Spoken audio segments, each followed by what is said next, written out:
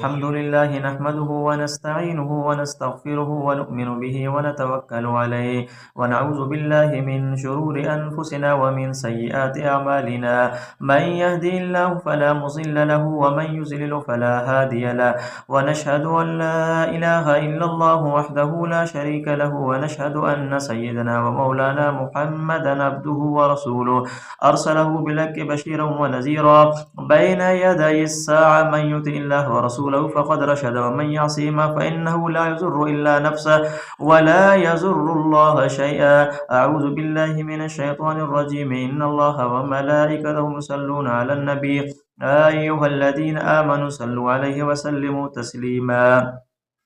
اللهم صل على سيدنا ومولانا محمد عبدك ورسولك وصل على المؤمنين والمؤمنات والمسلمين والمسلمات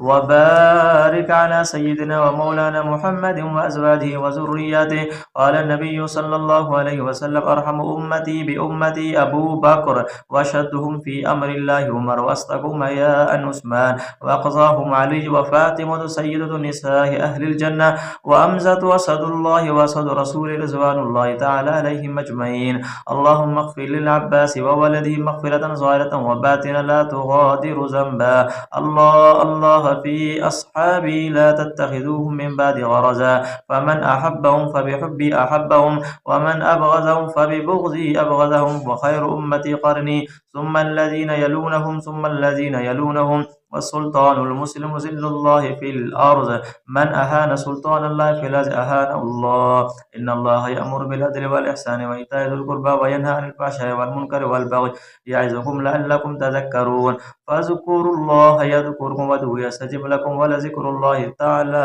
أعلى